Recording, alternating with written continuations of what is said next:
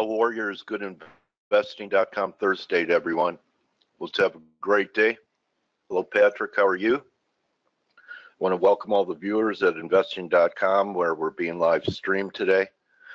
You guys are in for a treat. Peter Bookvar will be with us at the top of the next hour. CNBC contributor has been talking about a shift in what's happening in financial markets due to quantitative tightening. I'm going to be interested to hear what is on Peter's radar. And for those of you that haven't seen it before, this is our website and our service. This is a traffic light page. As you can see, all different colored lights depending upon, it's pretty obvious. Green is positive, yellow is cautionary, neutral, red, don't run red lights. Encourage anyone hearing my voice now or on the recording later to test drive our traffic light page. And you could do it for just $1. And you get 10 days to navigate, familiarize yourself. I challenge you to find a stronger team. We execute the team concept with many different types of analysis. I don't think there's one. Maybe Ichimoku isn't on there, but let's take a look at what's happening here in some, this is basic technical. Yen still hasn't done anything wrong. Let's see what Greg is saying about the silver and look at his Elliott wave count here. It's a freebie, so you get this. So Greg is looking for a pullback from yesterday's highs, some type of triangle developing here. Eventually, this is gold, much higher levels. So we're getting the pullback here. Looks like he's looking for a pullback to about 1328. Yesterday we were above 1360. Actually threaten the high for the breakout next time through of this ascending triangle. That's a very bullish look. Well over 1400 should manifest. But I'm just talking about the fact that, let's say, for example, you wanted to look at harmonics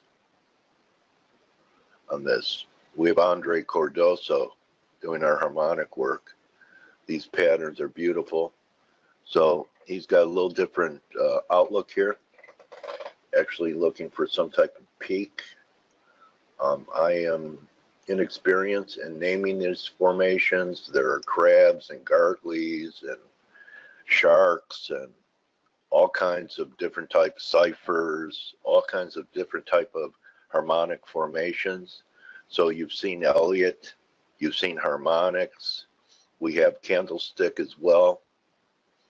Okay, and we have basic technical by one of the better traders known in the FX world and his partner, Blake Morrow, and Steve Volge, who's one of the most disciplined traders I know that always waits for confirmation, doesn't try and anticipate what a market's going to do.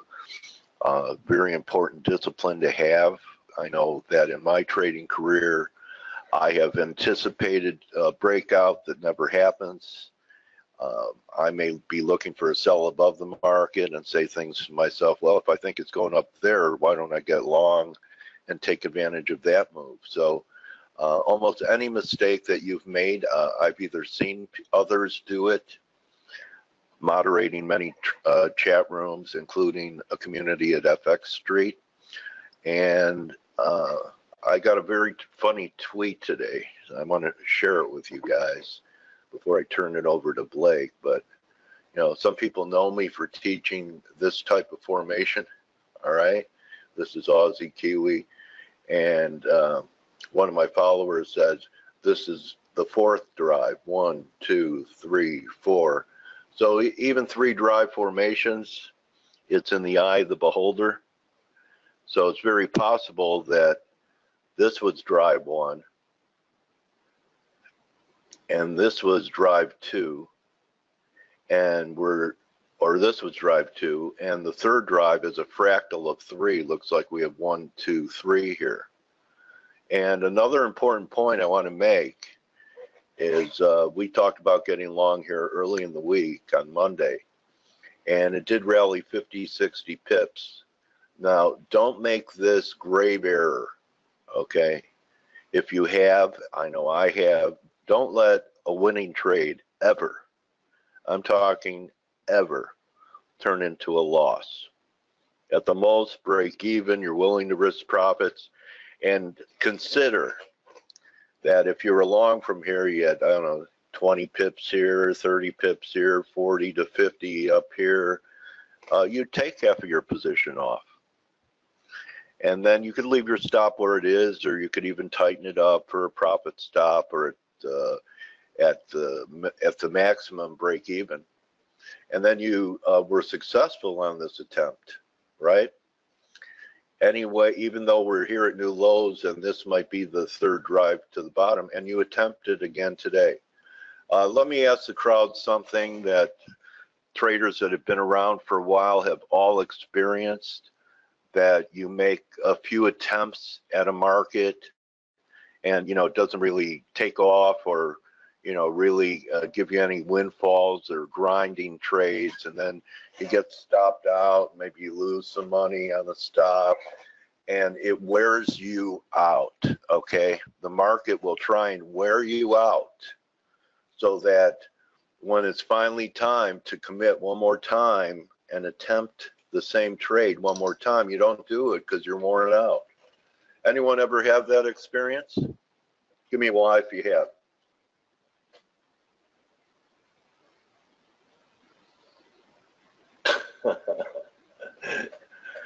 1 million times. Okay, so you know, we talk about it's okay to be flat and it's okay to miss trades, but there's also the other side of the coin. And I love this statement.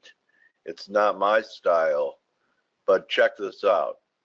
To be there for the good times, you have to be there all the time. So it probably doesn't mean that you have to have a position on all the time, but it means that you don't let these markets wear you down, and you have the faith and conviction in your work to make several attempts. Because I'll tell you what happens, everyone who's experienced it, you've tried it, and maybe this is the move back to 106. Okay. This is the 4 hour. So maybe back to here, maybe a breakout. And then you're not there, and then you're pretty aggravated. So, you know, one way to do it is just go small, and someone commented, very good idea. Keep trying, maybe with smaller size. That's Amanda. She's a pro, so she knows. Amanda's one of the best traders.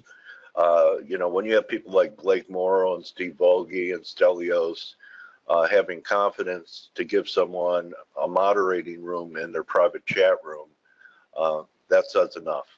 So here's someone I do know, and you know, when I interviewed him on FX Street, you know, I asked Blake, I go, you know, do you ever get flat? And he says, Dale, you know, I'm always in the market. Okay, so Blake lives that line. To be there for the good times, you have to be there all the time. So Blake, I want you to take it away and tell us what you're seeing today. And love the team concept. Following Blake will be Steve Volge, and Stelios will be with us as well. So you know, our math here at ForexAnalytix is 1 + 1 = 11. So we have a pretty good team. I don't know if it's 7 now or 8 now. I think Joe might make 8. So 1 + 1, is it 8 now? I don't even know. I don't know. But we have a great team. I'll put it that way. And good morning, Dale. So good. Very, very choppy today. Very messy. Good morning, Blake. Good morning. Good morning, Dale. I just want to interrupt you for a second, and let's not forget, we also have 5 people working on the development, which have been doing tremendous work as well, right? And Velu, who edits these videos and does a great job. Yeah. And Velu. Yeah. Okay. We won't forget, and don't forget to pay them. Who? No, we don't. No. You know, we have them locked up in the basement. We're not paying them. We're just giving them food and water. So, so yeah, we have a wonderful team. But Dale, I got to look at your chart there that you have on your screen. So, what do you do with a 4 drive? You just keep attempting it. I mean, you know, like I said, we tried it Monday. I'm sure, and you're along. I know you made money on this trade because I know how you trade. No, I haven't. I'm still long. Oh, okay. I'm still long. I'm underwater like 30 pips in the Aussie New Zealand. But I'm long with the anticipation. Let me grab the charts really quick. Okay. So what you do with it is you keep attempting it, Blake. Like I said, these markets will wear you down, and then you finally say, you know what, forget it. I'm going to look elsewhere, and that's when it happens. And that's why, you know, that expression, to be there for the good times, you have to be there all the time. You just have to have the perseverance, buddy, to pull the trigger again down here. But my point is, and I'm surprised, anytime you have 50 pips made, you should be going to the door with at least half and tightening up your stops. So from Monday, it worked. Well, okay. Well, let's first and foremost, I'm trading on I'm not trading based on the 3 drive formation. That's not what I'm doing. That's not my trading strategy. My strategy is basically this long-term triangle. I'm attempting to be long as we approach this triangle. Now, seeing what you have and what you're looking at, and you call it a 4 drive or 3 drive or whatever you decide to call it. I'm calling it a descending wedge, and I don't want to get really too excited about it unless we break above this this upper trend line, which now right now comes in at 105.50. Now the thing is we pushed to new lows. We hit this this down sloping trend line and bounce. Now at this point in time, I'm really looking for us to break this 105.50, 105.60 level, and you know, we break above this resistance right here, and then that's when, you know, things, in my opinion, get a little bit more bullish. And then if you take like a, you know, daily candle, this daily candle that's red right now, we would actually create a hammer, and it would be a bullish reversal. And for those of you guys that don't want to bear with the frustration that, you know, I've felt in this trade for the last week, you just wait for it. But you just wait for it. You know, it's funny because if it breaks above 105.50, your price is going to be pretty close to where I'm long, and you didn't have to deal with the frustration. So it looks like it measures 107 or so. You know, I look for 100% retracements of falling wedges, and you have it anchored up there a little over 107.50, and I see a 61.8 at 107.25, 1.272 at 106.97. So we get through there. I think 107 is fairly viable. It's entirely. Oh, excuse me, I'm sorry. I actually slept until my alarm went off, which is not common for me. That's what happens towards the end of the week. My body just starts to, you know, say, all right, it's time to shut down. Anyway,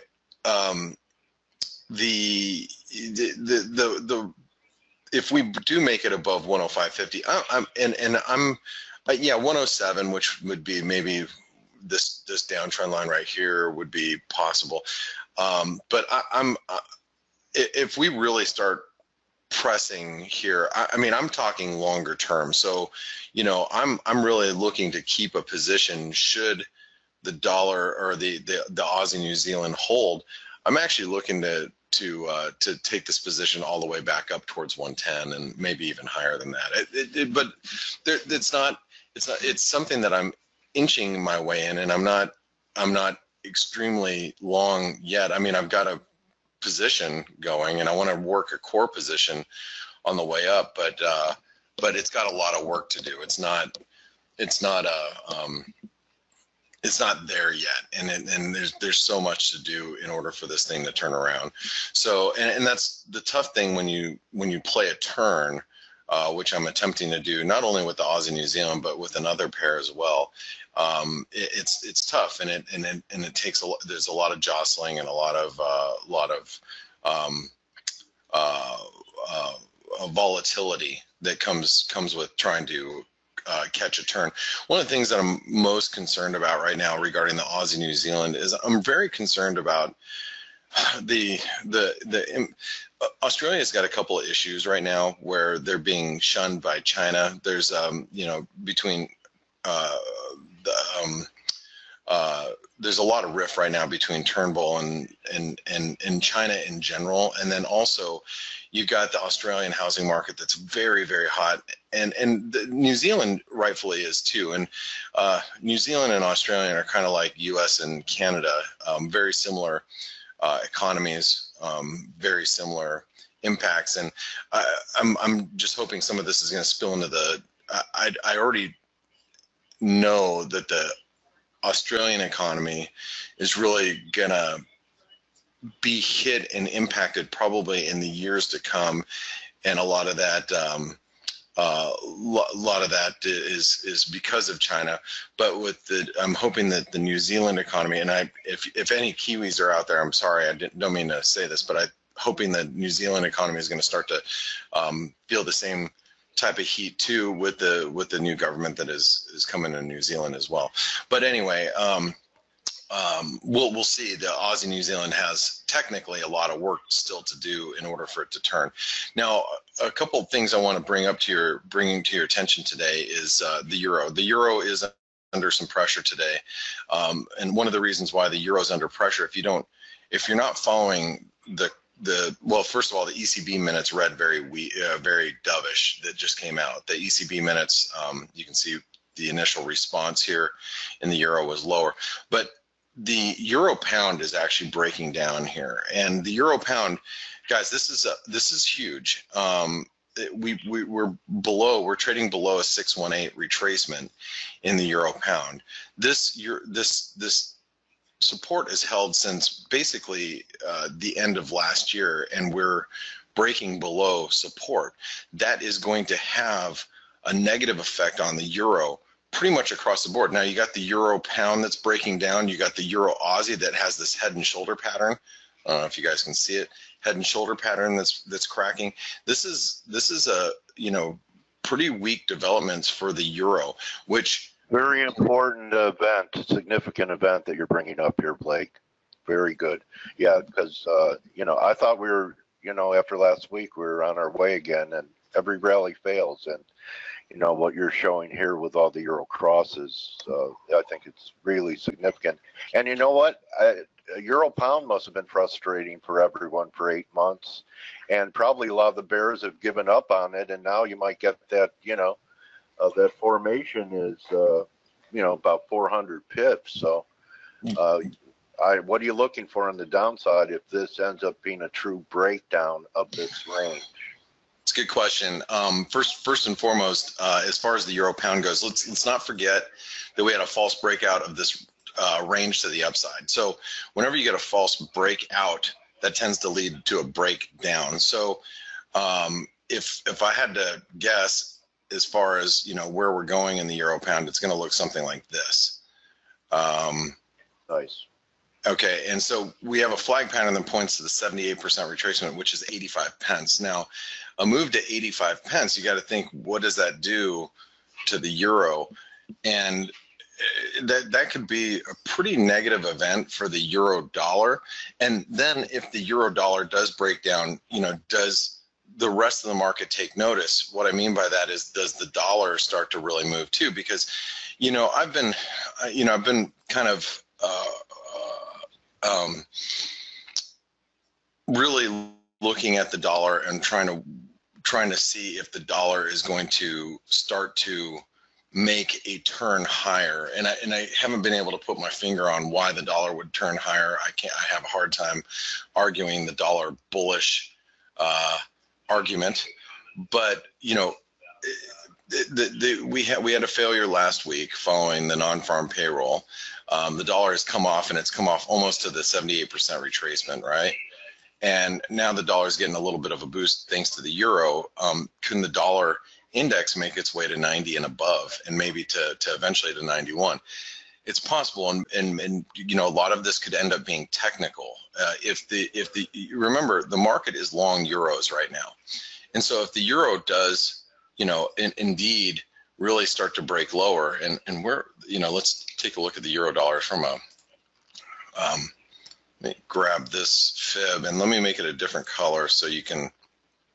Okay, so if the euro dollar really breaks through 123, which we're not too far away, I mean, that's a 50% retracement. You can see some horizontal support. We break through 123, I mean, that's going to cascade into dollar strength probably across the board. So you know, you could see the pound dollar come back under pressure, which, by the way, the pound has just you know, hit you know, triangle resistance. You could see the pound roll over. You could see the dollar Canadian, which this is the one where I'm trying to play a little bit of a turn in the dollar Canadian. I'm pretty long from yesterday at the 70 level, so my average is at 70, and I'm trying to play this. And we break above 126.30, which is yesterday's highs. The dollar Canadian is going to start to squeeze because remember, everybody's short. Okay, everybody's long the euro. Everybody's short the dollar Canadian because you have this head and shoulder pattern. So you got the whole entire market short this bad boy, and because of NAFTA and blah blah blah, and you know, yada yada, and crude oil and blah, and you name it. And by the way, crude might have posted a false breakout to the upside yesterday. You should take a look at crude if we don't get a chance to. So you got the dollar Canadian that in my opinion, you know, we break above this 126.30 from yesterday, and just so you guys know, we've been as high as 126.15.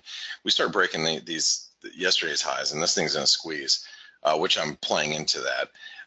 But you know, you got the Swissy. Look at how strong the Swissy is. Oh, speaking of which, look at the Swedish krona.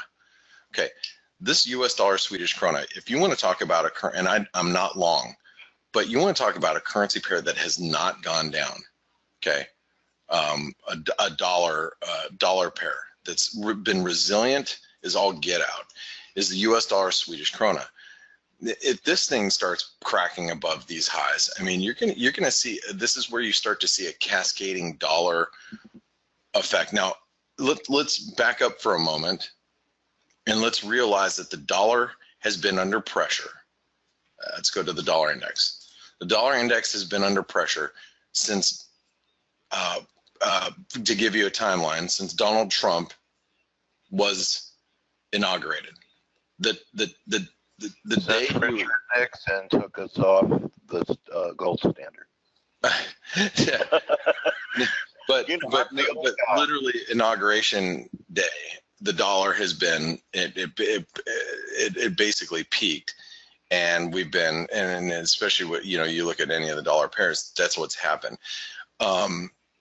The dollar has a chance of really squeezing across the board. And I asked Stelios this last Thursday, actually exactly a week ago today. I asked him, you know, has anything changed in the dollar, or is it last Friday morning before the non-farm payroll? Anything macro really change about the dollar? No, it hasn't. Nothing's changed regarding the dollar. Do I think the dollar is still in a bearish trend? Yes. Even if we squeezed a 93, 94 in the dollar index, do I think that the bearish trend is over in the dollar? No, I don't. I actually think that the dollar is going to be a great sell somewhere higher if we get higher. But I think the risks are building that we do move higher, and it's mostly positioning, and it's mostly been a one-sided trade for the last year. So I'm playing the dollar long against, you know, right now against the Canadian. Am I willing to get long the dollar against other currencies? Absolutely. More on a tactical basis versus a macro basis. It's you know, a tactical long, meaning it's more of a counter trend type of trade. And with, okay, so let me backtrack here and go back to the original conversation. You know, you take the euro pound, where the euro pound is cracking lower below, and by the way, this is a 618 retracement. Just let's make sure you guys all see that. So you see this, you know, this is from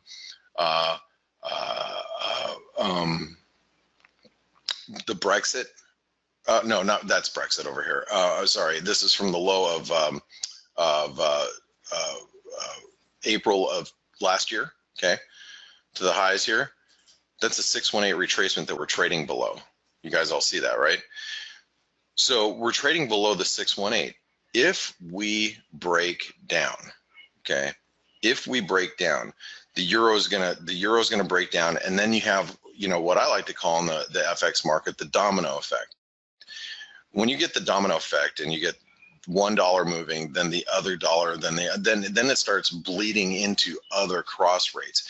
So that's where you start to get this massive move in the dollar, because it feeds on itself against other pairs. And when you have, again, you have such a lopsided move in the dollar for so long, it's entirely possible that this dollar just squeezes the crap out of everybody. You know, that could take the euro down to 121, 120. That could take the dollar Canadian back to 128, 130. That could take the, you know, Aussie dollar back down to 75 cents, Kiwi dollar back down to 70 cents. You know, dollar yen could spike up to 108. You know, pound dollar could be down below 140. There's a lot of things that could happen here that just went up from a positioning standpoint. So that's one of the things that I really wanted to bring to your attention today, is that the euro is cracking and it might start to bleed into other currencies. Come on, dollar Canadian, let's break out. I'm going to root for the home team here, just because I'm along the dollar Canadian. I really wanted to, you know, obviously crack through yesterday's resistance. You know, we break through these levels, and then I'm in good shape. That's when I start moving stops to break even and start looking for, you know, 150 pip move higher. And let's also mention, before Steve and Stelios come back, we have been in a very tight consolidation in the FX market for weeks, and this market is yearning for a breakout. You know, when you get stuck in these tight ranges for so long, when a breakout happens, and sometimes it's not for any other reason other than position squaring, you know, they could be massive. So I think we all need to be very, very careful of potential moves. This market's been the volatility. And I guess I'm gonna leave you with one last thing. The volatility in the FX market has been very light, okay? It's been very light compared to the volatility that we've seen in equities. One of the talking points amongst my office of traders that I trade with in Connecticut and myself has been, and I'm the only, by the way, I'm the only satellite trader in their office. The one thing that we discuss is the lack of volatility in the FX market compared to the volatility that we've seen in equities, and that may be about ready to change. I think we need to keep our guard up for it. So with that being said, I'm going to pass it over to my colleagues Steve and Stelios. Gents, are you here this morning? I know Steve is here. Oh, by the way, here's the new ForexAnalytix. Oh yeah. Oh yeah, baby. Uh-huh. Uh-huh. Uh-huh. How do you like me now? I got the beta version. So Steve, how you doing? Hey, you're cheating there. All right. What do you got? I'll let you talk about it. I'm gonna let you. It's your brainchild, your baby. I'm gonna let you really show everybody what's up. I just loaded. I didn't mean it that way. I'm kidding. All right. Hey, Blake, regarding the lack of volatility, I read that article a week ago and brought that up. We'll know the trade war is real. The FX markets don't believe it yet, and when they believe it, that's when volatility will really kick in. That might market. That could very well be it. Very well be it. Good hunting today. Thanks, guys. Good luck. Steve. Thanks. Bye, Blaker. See you later, mate. Bye, Steve. Bye, Dale. Take it easy, brother. Hey, Dale. How was your night, mate? How's it going? I'm good. I'm pretty happy. Everything is moving according to plan. You know, development and everything else. So, you know, I'm pretty happy. We have a lot of things coming in through the pipeline. You know, during the next couple of months. I mean, a new chat room, much more enhanced. The new site, Blake already showed it. Here it is. and quite a lot of nice stuff as well. So I'm pretty happy with everything. Now, having to do with markets, I can say that since yesterday we haven't had many things moving, but one of them has definitely been the euro. So I'm going to focus more on the euro crosses. As you know, I'm already short the euro kiwi since several days ago, and this has been moving very nicely. But I also see some things that are about to start moving. One of them is definitely the USD yen. I think that the USD yen is consolidating here. So there is, in my mind, there is little chance that the next move is not going to be higher. That doesn't change the fact that I would still be very, very, very skeptical about any USD yen upside as long as we remain below 109. But having to do in the short term, I think that this is some type of a triangle that you see here. Anyhow, some type of a consolidation, and I think that we should break higher. That might even happen today, and we should at the very minimum see a move to 108, if not later on towards 109, as I said. So the next move can easily be to the upside in the USD yen, and I think more or less the stock market is showing the same thing. If we go down to a 4-hour chart here in the SPX, you can see that this is an inverted head and shoulders formation. I think that currently the neckline I showed yesterday actually, because I use a different page for 4-hour charts because I want to keep the analysis separated. I can show it to you here. So I think this is the situation here with the SPX. This is an inverted head and shoulders formation, or anyhow, it can prove to be one because it's nothing until we break the neckline, but the neckline is just a little bit higher. Let's say 10, 15 handles higher from here. I think that if we actually break above it, we should at least see some kind of a follow through, probably more than a few are already watching at this potential formation. As I said, the USD yen, which we know how highly correlated they are, is pointing to the same direction. It's pointing to the direction that at least one more push to the upside, even if this is a corrective move, should manifest before it can resume to the downside. So I do think that we might see some risk on. Trump also sent a couple of tweets, for that possibly show that there's not going to be an imminent attack in Syria, and we all know that there is nothing more permanent than whatever is true temporarily. I mean, something that is temporary. I mean, for example, something not happening might prove to be the situation in the long term as well, and the markets, especially the stock markets, have proven time and time again. Mostly the stock markets actually have proven time and time again that they like to focus on the short term, oppositely than what bonds usually do, and secondarily the FX market. So I do think that we might see some risk on, perhaps for the 2 remaining days of the week, unless we see something dramatic happening. Now, some of the commodity currencies more or less show the same. For example, let's have a look at the Aussie. After that strong daily candle we had 2 days ago in the Aussie, we've had the spinning top yesterday, more or less the same situation today. Bottom line, I think that this is simply a consolidation above this support resistance area at 77.40 before pushing to the upside at least once again. So I think Aussie looks good in the short term. Kiwi, anyhow, has been looking stronger since some time ago. I would be a little bit careful. At some point we'll approach this range's resistance at 74.36. But I do think that Kiwi looks, rather bullish as well. So, those two look good. Now, let's have a look at the USD CAD. USD CAD in the short term is showing a rebound, but let's be honest, it has broken down from the 128 area.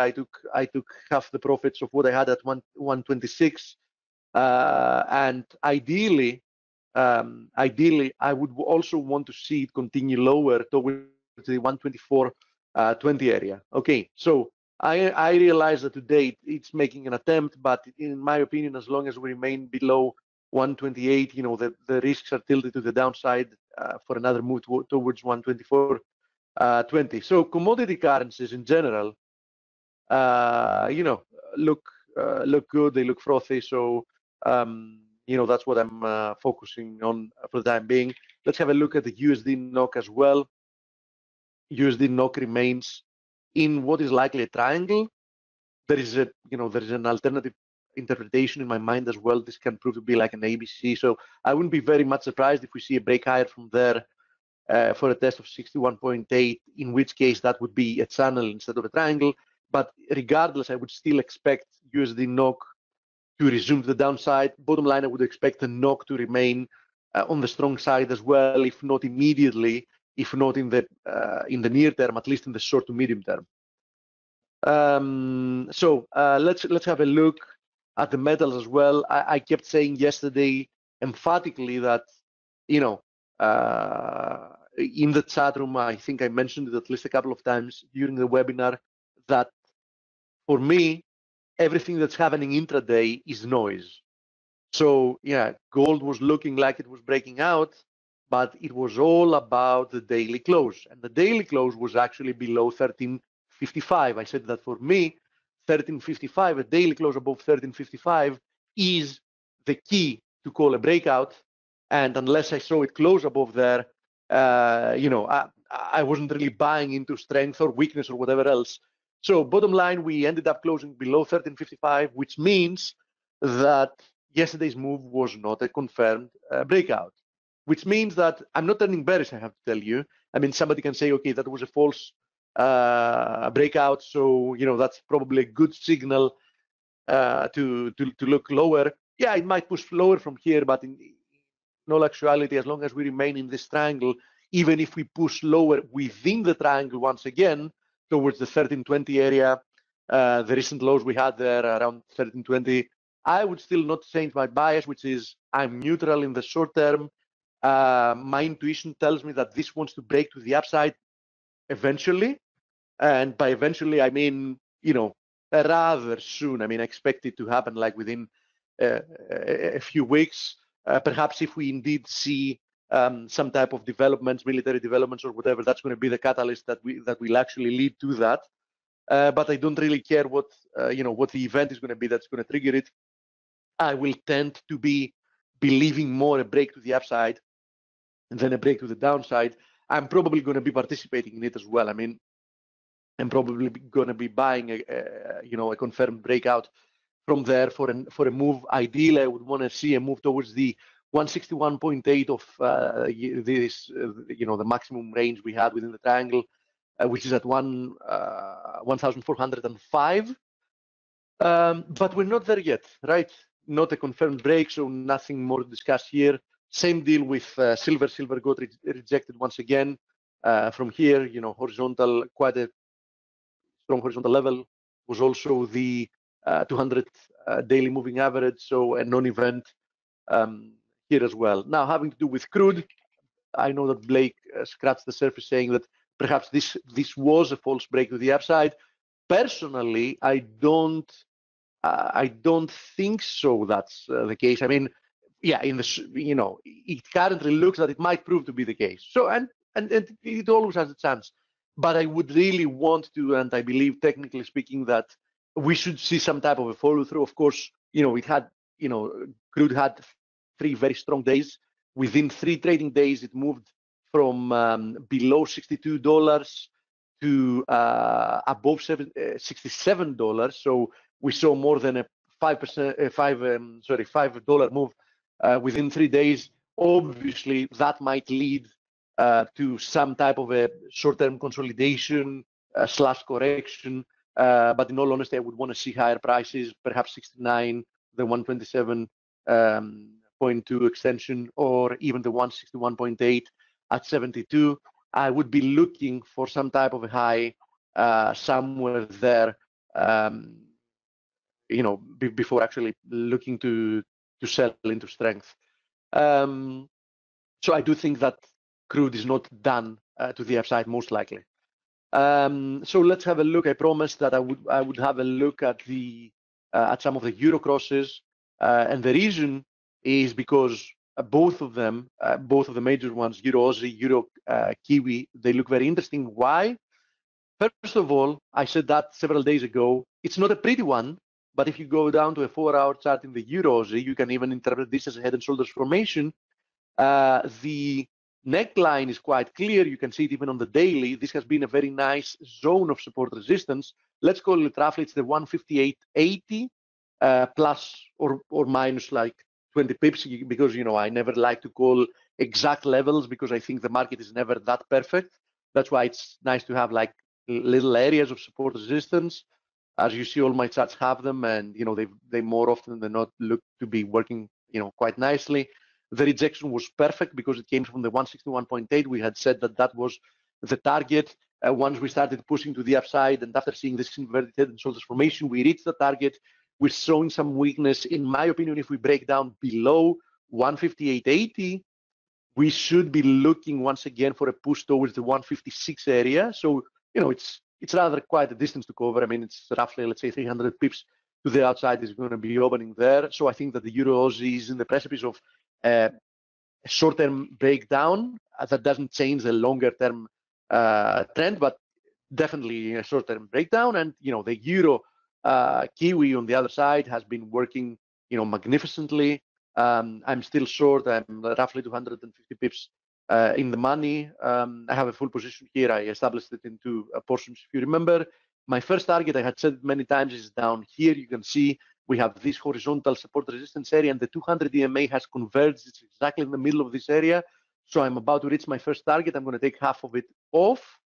And then I'm going to be looking how this looks like, because if we do break below there, I think there's going to be a lot more downside opening. If you remember, I was saying for a long time that the Euro Kiwi was looking among all those pairs like being the weak sister. And once they turned lower, that would obviously be the place to be looking for a short. Now, having to do with the other position I established yesterday is I had an order to go short pound yen, if you remember, at 151.60. I got triggered. I'm still in this position, half a position. I always start with half a position. I'm obviously out of the money here, but I'm okay with that because, as I said, even if we push higher towards this area that you see here, this horizontal area of support resistance, I would still be looking for weakness. So I now have, put my toes in the water. I already have half a position. Unless we see, an emphatic breakup from there, because we also have this ascending channel, I intend to keep this position and add to it at some point. If it works, it does. If not, I have for my standards, I have a very limited risk. It's going to be just fine. So these are the three positions, the CAD, the Euro Kiwi, and the pound yen that I currently have in the market. Let's have a look at the cable as well, because I know that obviously a lot of people are looking at it. Yesterday, we had we ended up having a flat day. It was actually a gravestone doji. Usually gravestone dojis are, mostly bearish instead of neutral. But today we're seeing a hammer so far. Obviously, the upside momentum has somewhat stalled, but what remains to be the case, I've said it many times, is that we have no indication that the cable has turned bearish.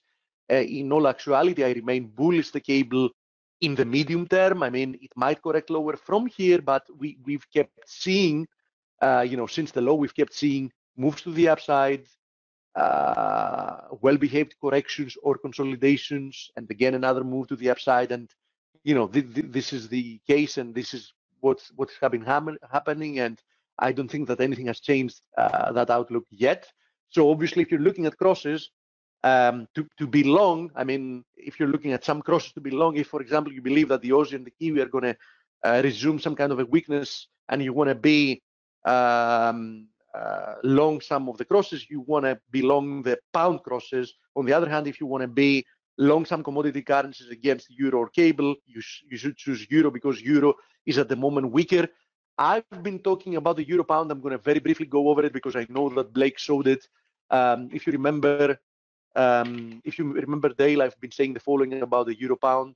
is that as long as it remains within this channel, I remain neutral. But I've been saying since a long time ago that my intuition and my long-term bias is that this should break to the downside for a move towards the 83 area. The reason I have been saying that is because I always like to do a top-down analysis, and the weekly chart was telling me that after seeing perhaps a 5-wave move higher, we should at least see a 3-wave move at the very least lower.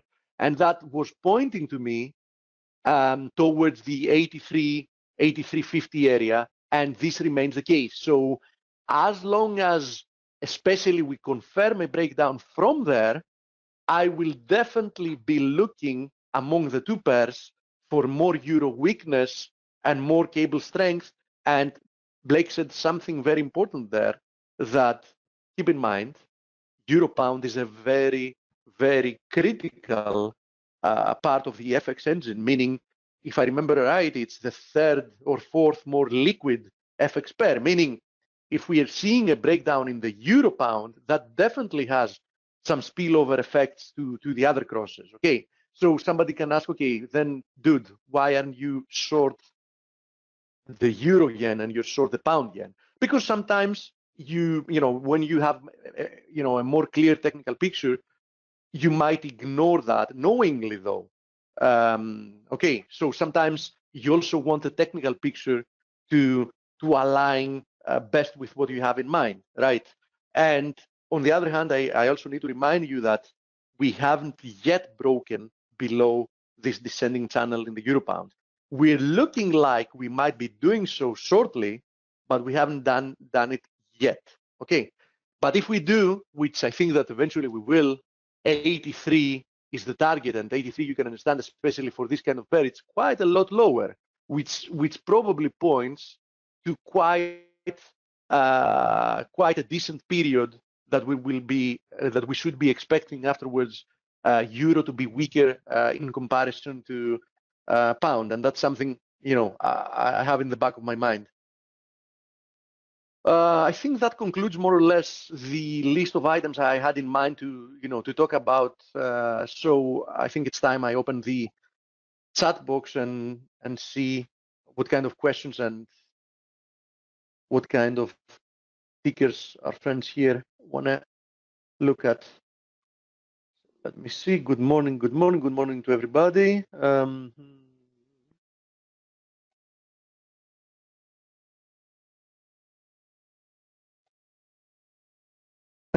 Please start trade copier service. I'm sure it will be more helpful for new traders.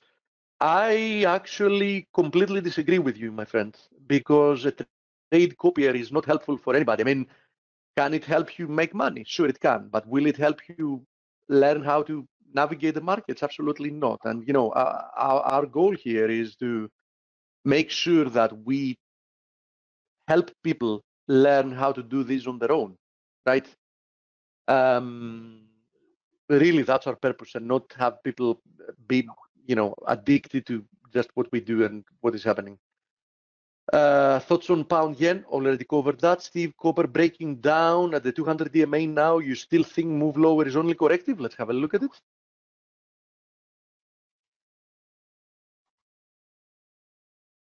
I still think that there is no real reason to change my outlook.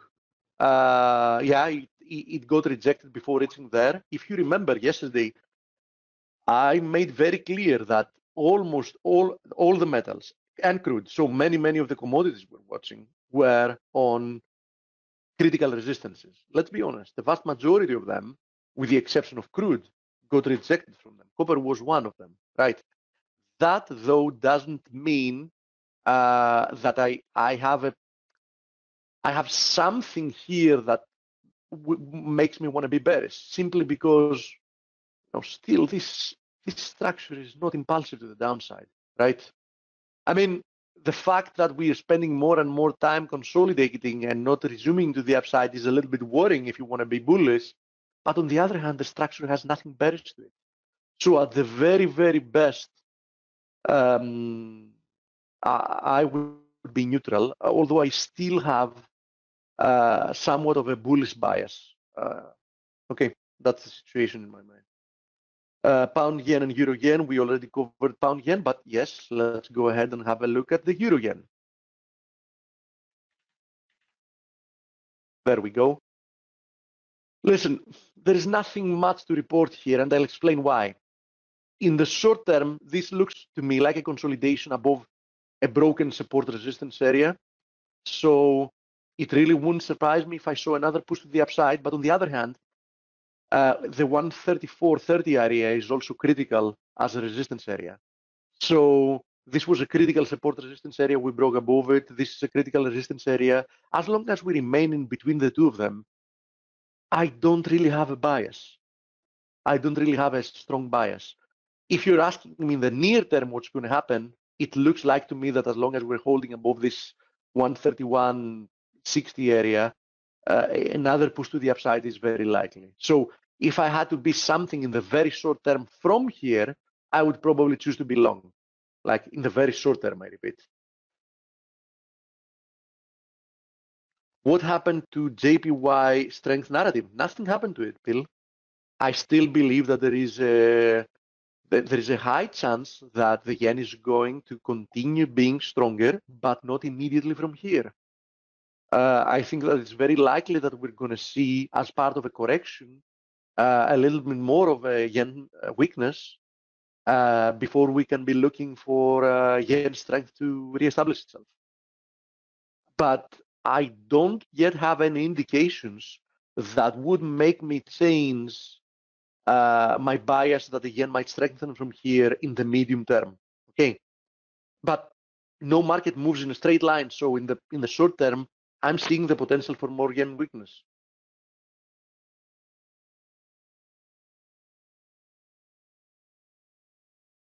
Eureka, Eureka. Probably you want to and Euro tier Y. Okay, let's have the first pair. I'm not sure what you're asking for, but let's have a look at the Euro Turkish lira, as you asked. By the way, okay. Steve, you said nothing moves in a straight line. Have a look at Euro tier Y and USD tier Y.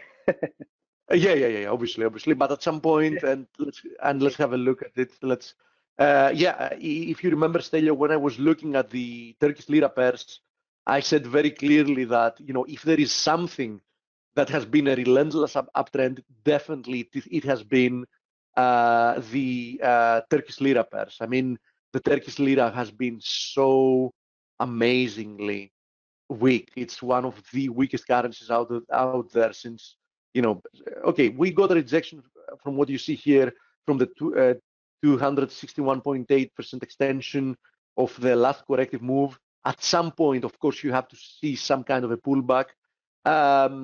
This might resume for a little while. I would be looking for support areas at 495. Then I would be looking for 486, and obviously the breakout area at 472. But let me be very clear. I have no reason whatsoever to believe that the Euro Turkish lira has found a significant kind of a high. Okay, significant kind of a top. I have absolutely no reason to believe that. And if history is an indicator, this has been one of the best established uptrends. Same deal here, same deal. I mean, in the short term, it's more than obvious that the Russian central bank intervened. I wrote that yesterday in the chat room as well. It intervened in the FX market. You can see how definitely that this has been an intervention. First of all, I need to remind you that the Russian central bank was intervening in the past as well, in the recent past as well, in 2016. They do it over Facebook, Steve? Intervene over Facebook on this? Their central bank? No, they wish they could do it as simply as that, but no. So they obviously intervened. It costs a little bit more money to do it directly in the FX market. Probably. Absolutely. You can see how perfect this was, because the very moment the USD ruble hit 65, we saw a big reversal, like a big push coming in through the market. So you can be more than certain that this was the hand of the Russian central bank that pushed it from 65 down to 62 and change yesterday.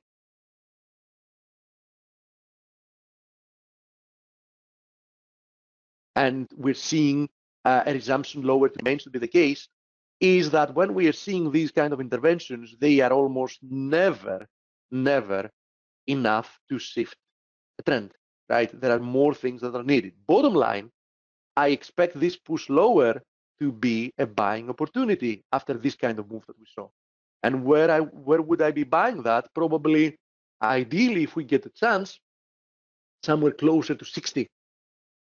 Okay, so keep that in mind. Let's also have a look, since we're looking at some of the exotics, at the USD Turkish lira.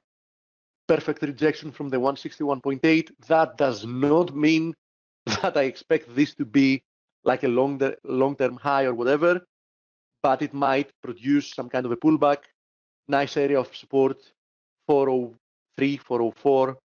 Another area of support is the previous high there at 390 something, 397, whatever it is. As you can see, this is a monster trend. You should not easily try to fade it, right? If you wanted to fade it, obviously the 161.8, I had indicated that while I was in Rhodes, was a good level to be looking for a reversal. It's been happening. That might produce some follow through for a few days, but I would not expect this trend to, especially with Turkey being under pressure for various reasons at the moment, I wouldn't expect this trend to be reversing from here. I don't expect this to be some kind of a significant high, a significant top, okay? Steve, you guys are awesome teachers and even better analysts. I don't think everyone recognizes the fact, so big thanks, dude. I try to be here when I can always. Thank you for your kind words, Zach.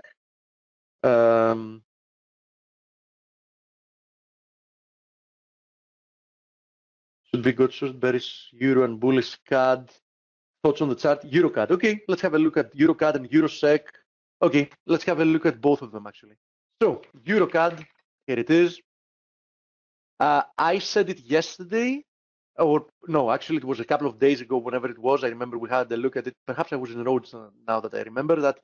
I said that, listen, I was expecting that perhaps the 38.2 might produce a rebound, but I was actually in Rhodes, but the price action was telling me that the 38.2 would not prove to be the low. So I said, keep looking lower. I think that we can even push down towards this ascending. You can see if I zoom out, you can see this ascending trend line. So perhaps we can even see a follow through towards the 61.8, right? Bottom line, I have no reason to believe that the EuroCAD has found a long-term high. For me to believe so, I would need to see at least a move below the 61.8, but price action for the time being looks like the correction is not over. So keep looking lower. EuroSec.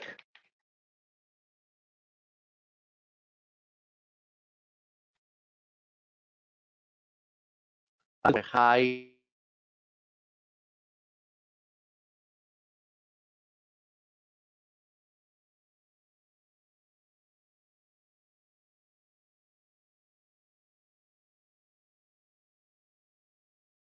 in the EuroSec. I said that, listen, formations are continuation formations.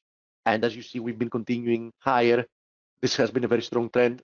Now, we've been almost testing a very important fib level. It's the 61.8 from the 2009 highs to the 2012 lows.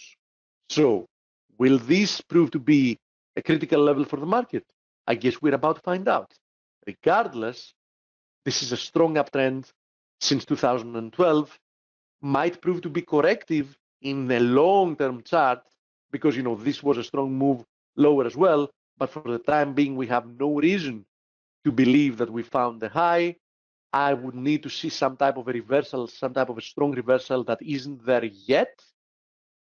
If we also draw a trend line from here, you can see that at the very least, you know, you would want to see this trend line break to the downside along with some other technical events happening to start thinking that, okay, this might be a good area for me to be looking lower no indication yet, so please keep respecting the trend, which is clearly, undoubtedly higher.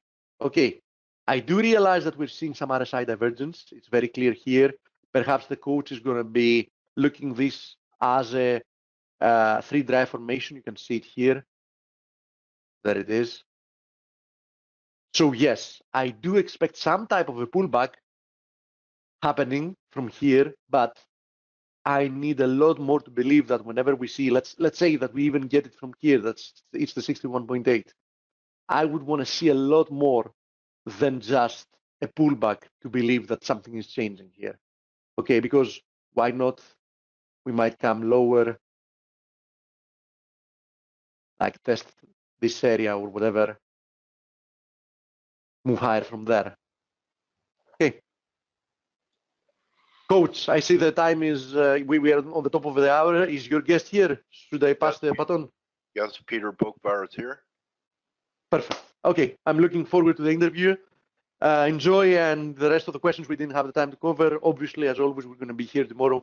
We can cover them tomorrow. I'm guessing that Grega might be with us tomorrow as well, for the last webinar of the week. So thank you very much, Dale. Enjoy. Great analysis, Steve, as usual. Thank you very much. Thank you, Stell. Thank you, Blake. Let me just grab the screen here.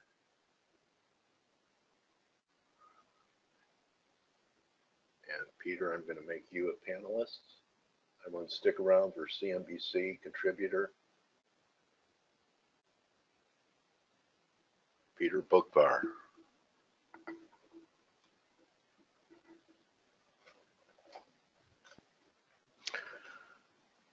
Good morning, Peter.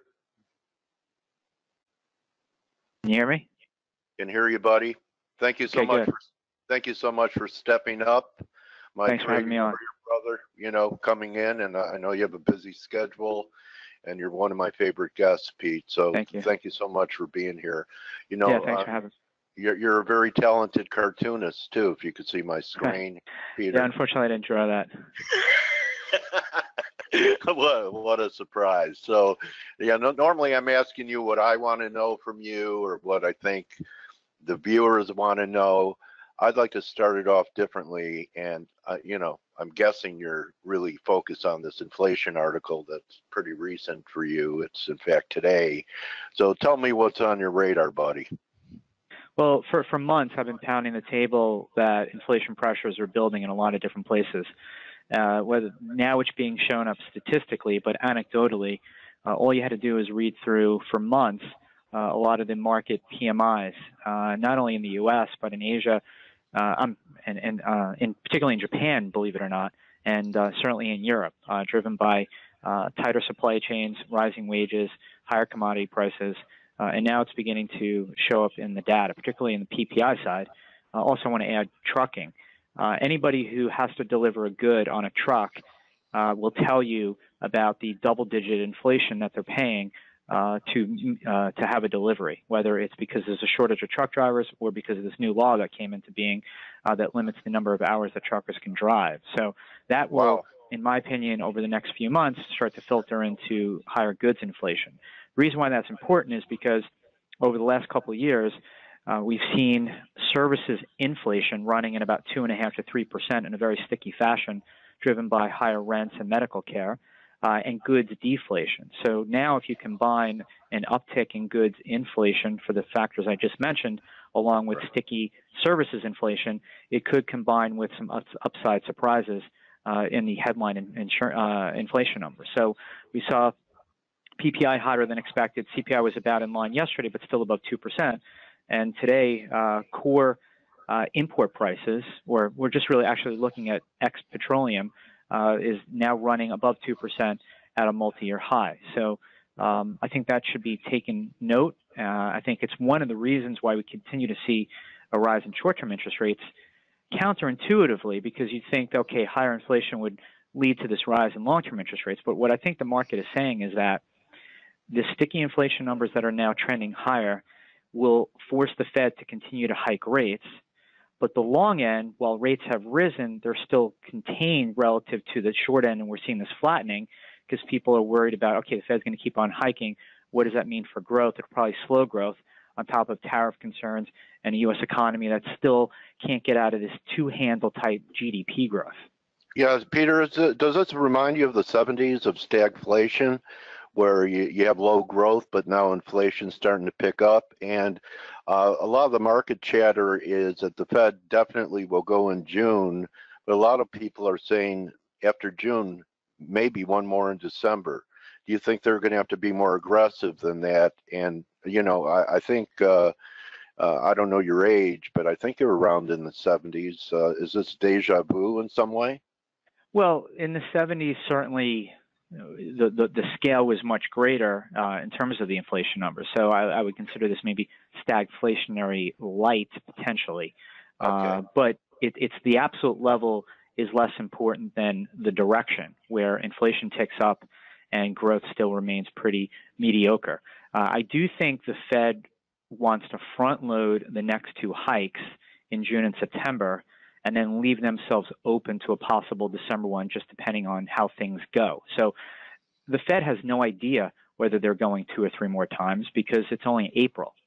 But I do know they in their minds, I do think they'll go in June. I think they want to go in September to get the 3 out of the way, to give them the flexibility of whether to do it or not in December. And of course, where the S&P 500 is, where the data is, will depend on whether they squeeze in another one.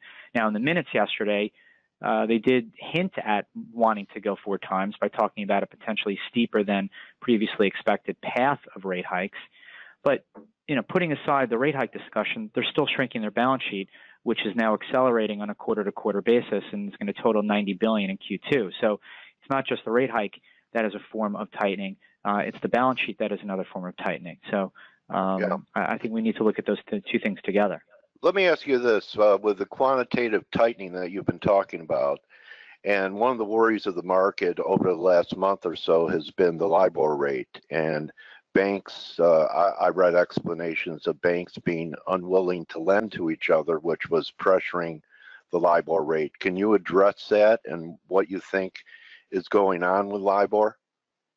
Well, certainly some of it is technical, and that there's a lot of supply in the short end. It also related to repatriation, where there's a lot of corporate cash that's coming out of, let's just call it the commercial paper market, and is being spent on, you know, stock buybacks or higher dividends. So that leads to less liquidity in short-term funding. And then, of course, it's the Fed raising interest rates. I think all combining for the rise in LIBOR. But whatever the reason is, it's basically doubled over the past year, and it's leading to a higher cost of capital for all those LIBOR plus type borrowers, which total in the trillions. Okay, so but last time we talked, this was not on the front burner, but now it has. I think the Fed even mentioned it in their minutes, and that's the potential for a trade war. A lot of people are saying it's just posturing. And some of the market evidence is that if the market believed the trade war was real and happening, instead of low volatility in the FX market, we'd have much higher volatility in the FX market. How is this fitting into your trading investment thesis, this potential problem? And do you think that we are going that way, or both China and Trump will pull back? I do want to believe that both sides can't be so stupid to really push this. I mean, I understand the issues that we have with them in terms of IP and the level of tariffs that we impose relative to the ones that they impose. So I get all that whole argument. It's just a matter of how you go about this.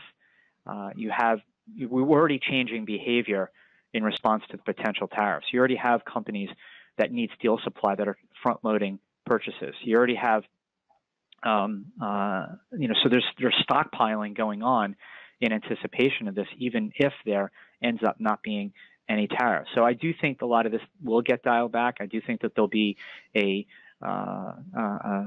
picture-taken moment to say, okay, we came to an agreement, even though maybe there's not much substance behind it, because I think that there's enough cooler heads that will prevail. That said, I'm not encouraged when I listen to Wilbur Ross and Peter Navarro defend their stance on this. So while I understand the end they're trying to achieve, I'm not a fan of the means at which they go about it. I mean, if you're a soybean farmer in Iowa, I'm sure you're having a lot of sleepless nights, and you're not feeling better when you hear, oh, you're taking one for the team here. Right, yeah, and that spreads across the whole agricultural sector, including hog farmers. The Chinese import a lot of pork from these guys. Yeah, so. and the U.S. farmers had a rough 6 years. I mean, prices peaked out in 2012, and it's been a tough slog ever since. This is the last thing that they need. Yeah, it's kind of hard for me to, swallow that, having been in commodities for a long time when I can remember $2 corn and $4 wheat and $5 beans. So yeah, from the peak, they've come down. But you know what I mean? The cost of their inputs has gone up a lot too. The cost of running their tractors and oil, exactly. So their profit margins aren't that much different. Yeah. Right, exactly, for all of us. Okay, so let me ask you this, Peter. I know that you've been kind of skeptical of U.S. strength, equity strength, and they've taken some of the air out of the fangs. But I know you've see value in emerging markets. Does that investment thesis continue for you? It does, but you really have to extend your time horizon. I still believe that is where better values are and where growth will shine over the next 5 to 10 years. And but in the short term, emerging markets are certainly not going to be immune from trade spats and potentially slower growth. But I still would rather be more weighted to those markets and think that they have a higher chance of outperforming U.S. markets over the next 5 years, particularly Asia. Okay, do you make anything out of the quiet trading range nature of the U.S. dollar and the euro moving sideways for quite some time in a fairly tight range? Does your bullish bias continue in euro? Well, no, yes, it does actually. So you had this around a 10% decline in the dollar in 2017, and no bounce whatsoever in 2018 with the Fed continuing to raise rates and even talk about raising a fourth time this year and persisting with the balance sheet reduction. The dollar can't get out of its own way. I mean, that is a glaring sign of any tape watcher that the dollar is likely headed lower after this consolidation ends. Okay, and we saw the precious metals kick to life, Peter. Still such a dramatic lag in the miners compared to the bullion. Still constructive there? Still very constructive. I think compelling space to be in. There aren't many asset classes in the world that you can buy for such dramatic levels off the peaks of years ago. I mean, I was looking at a chart in silver yesterday. Silver looks particularly compelling. I don't really see much downside. So I'm very bullish on that space. And everything that I see each day gets me more bullish in terms of geopolitics, tariffs, politics, and the action in the dollar, and also in the behavior of real interest rates. And how about the behavior of the oil market? There's still a lot of oil bears out there that aren't believing this. I've heard that fundamentals have shifted pretty dramatically, and then you throw in the geo risk. Even though Syria is not an oil producer, they are lobbing missiles towards Saudi Arabia infrastructure. Are you playing this oil trend from the long side? Because up until maybe a week or so ago, Peter, even though oil has been performing, the shares really underperformed against oil. You're looking for a catch-up and like that sector? Yeah, I'm still long some oil for clients. I think the other geo situation is what happens with Iran and whether we slap sanctions on them again, since Iran obviously is a pretty big producer, and the global glut continues to shrink. I mean, we're about to. I think it was the International Energy Agency the other day that talked about global inventories actually getting back to its 5-year average again. So. I think, if anything, oil is going to continue to surprise on the upside, as are some other commodities. Now, look what aluminum's done this week with the Russian sanctions. It's up almost 10% this week. Right. So I think that there's still potential upside pressure. Now, granted, the offset is worries about growth and what that means for industrial metal demand. It is the tug of war, exactly. And even in agriculture, which I believe is beginning a bull market, you have a day where you get worried about soybeans. But I think overall, I still remain pretty constructive, not just on oil, but agriculture prices as well. How do you participate in the ags? You use futures or some type of ETF based upon the commodity? Yeah, you use ETFs that capture the futures, but also individual companies that happen to be in those spaces. Okay. And would you say that the arrival of John Bolton kind of gives us a little bit of a clue as to whether or not the Iran nuclear deal is going to be decertified? It's a good question. I'm not really sure. I mean, I know Bolton talks a tough game, but there's so many people surrounding him that sort of reins in people that talk tough on TV. So I'm not really sure exactly where that goes, but just the prospect of it, keeps a bit under the price of oil. I really don't like to talk about this because, their emotions run so high with what's happening here in the U.S. Politically. But do you think that the markets are going to react dramatically if President Trump tries to make a move to shut down this investigation by initially firing the Deputy Attorney General? I mean, I think optically, it's obviously a big deal. It'll be some interesting drama, but I think in terms of the markets and the economy, they're more focused on interest rates. And I think from a policy standpoint, the markets got what they wanted out of Trump already, and that was the cut in the corporate tax rate, and that was an easing of regulations. So regardless of what happens to Trump over the next couple of years, I don't think the markets at the end of the day really care, again, because they got what they wanted out of him already. Okay. I interviewed a guy, I don't know if you know him, Kip Harridge, and he thinks that the market is way underestimating the power of the tax cut package that we just got, using the analogy that it took about 1.5 years, 2 years for Reagan's tax cuts to really impact the economy. Where do you stand on that? I said, could they have been more front-end loaded and they're already having their impact, or do you think that we're going to get some benefit market-wise from them down the road? Well, a couple of things. First of all, cutting the corporate tax rate is not a stimulus package. It's a long-term objective to make the U.S. economy a more competitive place to do business. So this takes years for us to really reap the benefits. On a pure dollar basis, unfortunately, a lot of the benefits of the corporate tax cut are being offset by higher interest expense and higher wages. So on a dollar-for-dollar basis, there's really not much of an incremental gain because we talked about LIBOR, where that higher interest expense is eating into the benefit of a cut in the corporate tax rate. And you look at wages. So overall wages in this country are about $7 trillion.